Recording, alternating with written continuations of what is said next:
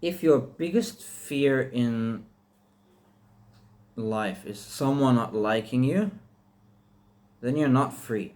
You're not free. Right? Fear of rejection or disapproval runs deep and it ruins many men's lives quietly. It's a quiet desperation. It's a quiet thing that kills men. Let's put it that way. Alright, welcome back to the channel, gents. Today we're going to do another one. Today I want to look at the hidden fear of rejection and disapproval. So how this shows up. Let's look at it. How does this show up, right? So one way is over explaining or defending yourself constantly. And I've done this too, still do it a bit. Over explaining or defending yourself constantly. So instead of just saying it what you want to say, you try to explain why you say that. Stop it. But this is like how it shows up. But stop it. And defend yourself constantly, because you're always trying to defend what you said or what you want. You don't want to do that. Changing your tone, right? This is how it shows up, right? Changing your tone, your opinions or behavior to keep the peace, right? To keep the peace. What does that mean? That means when you've said something and then you see like, oh, the person's getting upset, I will quickly adjust what I said and say it in an easier tone, or I'll change my opinion or I'll change my behavior to keep the peace, to make them happy. You are pleasing them, right? And this is based out of fear of disapproval and rejection. There's people pleasing as well. Another massive one men do massively, in my opinion, we do now. Well, I've seen a lot of men do now, myself included. Saying yes when that yes actually you mean a no, right? But because you don't want to keep the peace or because you don't want to accept people, you say yes to things you don't actually want to do. Is it Naval Ravikant?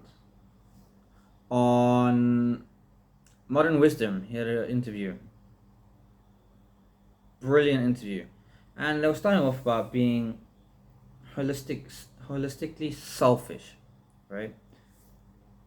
Awesome episode. I suggest you guys go watch that. A bit long, but very insightful. Feeling anxious after setting a boundary. This is also how it shows up. Like when you've set a boundary and you've set that boundary, now you feel anxious about it.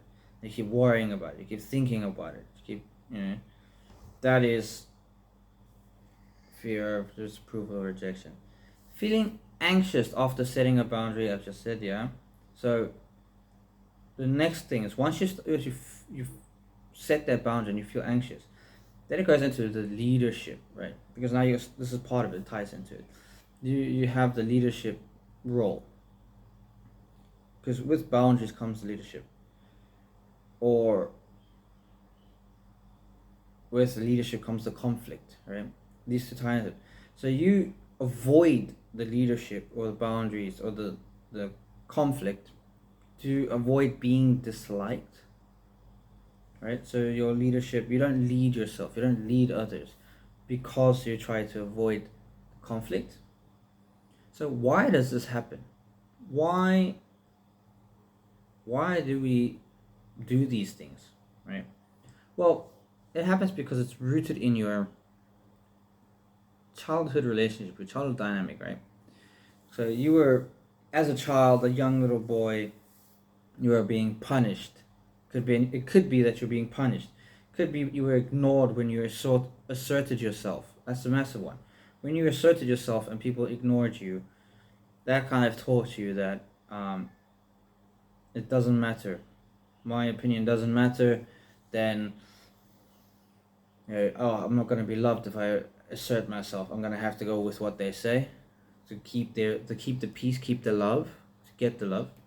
The nice guy conditioning, right? Which is, what is the nice condition? If I make everyone happy, I'll be loved, which is nonsense. It doesn't work that way. But that's what happens. Is you're conditioned to a nice guy as a child, which then it goes into, if I make everyone around me happy, like not genuinely happy, but make everyone happy, I'll be loved. Which then you kind of, through that, you and your childhood, you mistake approval for connection and validation, right? So you take your approval as connection, as forming connection, and validation, which is wrong. That forms just a stupid idea, a cost, because then your worth is not upon it's not on the approval of others, right? It doesn't equal connection and validation. So what does this cost you? What does this cost you? Massive one. Number one is the massive one, right? Loss of self-respect and masculine confidence, right? These two is also massive. Like, it costs you, right? The fear of rejection and disapproval costs you your own self-respect, because it also ties back into people pleasing, where you betray yourself, your authentic self. You kill them, you betray them, you to get other people to like you, or out of fear of rejection and abandonment, or disapproval, should I say.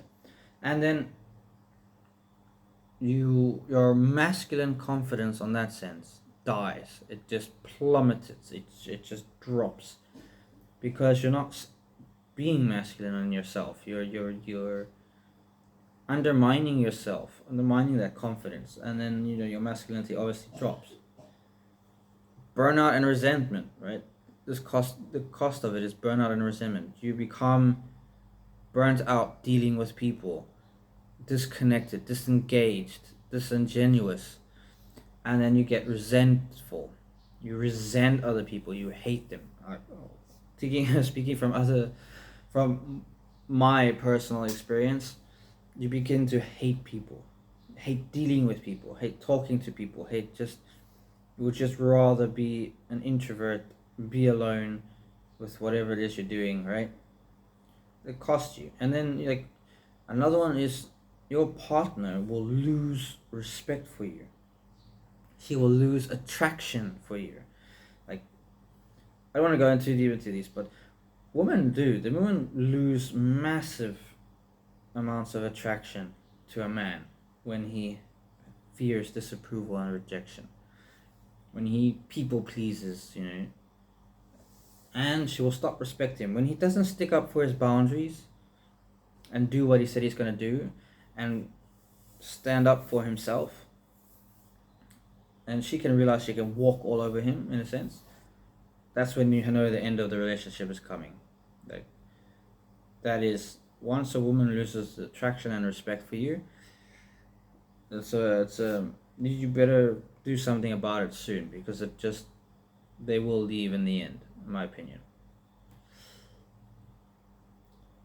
I'm not saying immediately, guys, just relax. I'm not saying like at the drop of a hat, but over a long period of time, if you keep doing this, she will lose her attraction and she'll lose her respect for you. And then give it some time and she will leave. Which you can't blame her, but that's another video in itself. Others feel manipulated. Wow, what does that sound like? COVID contracts, right? So the hidden cost is COVID contracts, or other people start feeling manipulated by you because you keep trying to people please, right? And you can see it massively in society today. Look at, like, we have groups of friends, like where the one guy is with this group, he's a certain way, but then when he goes with this person, he's mean to the people there, or not mean, but talks about the people behind the back there, and just to fit in this group. So you have these COVID contracts, but you people pleasing, which then becomes manipulation, and then your expectation is, well, if I fit in here with this group, then I talk bad about the people, then you're gonna accept me, which that's your own COVID contract. That's in a group setting. In the relationship, you give to get, right? You do something to get something in return. That is a COVID contract, and that doesn't work, right? If you don't give out of the fact of just giving, don't give it all. Then just keep it to yourself. Don't give it all. So, how to overcome this? How the hell do we overcome it? Right? Again, these aren't overnight fixes. These are long-term fixes. Not long-term, but it'll take a while to get the hang of it. Right. So, overcoming it. Build tolerance for disapproval. Step 1. Build tolerance for disapproval. Right? Let people disagree. I said in the previous videos, let people disagree. They don't have to be, or let people be disappointed, I said in the previous videos, but it's the same thing. Let people disagree. Right? Let others be upset. Let them be disappointed. Don't care about that. Don't focus on that. Build a tolerance to disapproval. Now, set micro boundaries daily. The key word here is micro boundaries daily. If you're a hidden man or a nice guy and you're pretty far in, setting massive boundaries is not gonna work. Set micro boundaries and stick to them. Right? So small boundaries, small things. Start small. Don't start with the massive things. And practice excuse me, practice no. Like no, no, no, no, no, no. Practice no in small, low stake settings. What do I mean by that? So in settings that are not gonna affect your life massively at first, right? Just practice it. Practice no. If your wife keeps asking you to do stuff, go get water, go get the food, go do this, go do that, go fetch this thing, go do this thing, take this thing, do that, do that, do that. Just start small. Say no.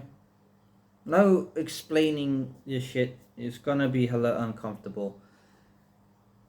Ask me, I know. It's going to be a bit difficult to deal with and stressful. You're gonna stress a bit in the beginning. But just practice saying no. And she will probably be upset with you in the moment. In the long run, believe me, trust me.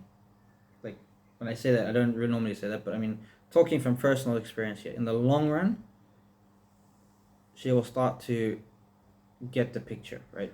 She'll start to respect you in that sense. Obviously, it doesn't mean stop doing anything for her. Just if it gets a bit too much, you just say no. No explanation, just no, I don't want to do that. Done. So it creates this internal. The byproduct of that is only that you set a boundary with her, that she will eventually respect you for that. But you also create this internal validation, right? Rituals. So you create you create a validation in yourself, to yourself, for yourself. Then ask like, did I act in alignment with my values, right? How to overcome it? Like, did I act in alignment with my values? Well, this will start to rewire or reprogram your narrative, your mind, right? The narrative you feed your mind, because it's like, well, do I act in alignment with my values? If it's not in alignment with my values, then I don't do it, right? It'll start to rewire your mind, and you'll start to approach life that way. Then you will kind of stop fearing the rejection because it doesn't align with your values, or the disapproval because it doesn't align with your values. You will stop fearing it. So you will reprogram your mind. Okay. This one is also massive. You are not mean for disappointing someone. I'll say that again. You are not mean or bad for disappointing someone. If you disappoint someone, then you disappoint someone. That does not mean you are bad or you're a bad influence or you're... No. That's their problem. They chose how to take it. That's them. And then number 5, build a brotherhood. Build brotherhood. What does that mean? Be around men who challenge. Right? This is the key. You can have a brotherhood. You can have friends, but Do they challenge you, or do they coddle you? Do they keep you? Do they not push you? Do they keep you at the base level, right? No, you want men who want to challenge you. It's gonna, when you come with this fear of something, they're gonna say to you, "Hey, it doesn't matter. Just go, go, go, go. Do it, do it, do it. Like, be you, be you. Rise to the occasion, right? Lift yourself up, or they will lift you up, should I say? And you lift them up. You need a brotherhood like that. You don't need a brotherhood where everyone will just agree and moan and mope around talking about, these are the problems. No. Get up, do these things. Be around men who challenge you. On that note, be around men who challenge you. Let me know in the comments down below if I should launch the community now, should I say. I'm building it. It's not completely done, but I do have some things in place that people can start joining. Just let me know what I'm asking if you watched it until this point. Comment down below and just let me know, like, would you like me to open it already for everyone, or not really interested? Just need to know. Because, let's say, I am working on it. I am getting things doing. So a challenge for you guys, quickly. Go 24 hours without people pleasing. Without people pleasing, right? Go 24 hours without people pleasing. Like, the goal, okay, with this challenge, guys, with this challenge, it doesn't mean you can't people please.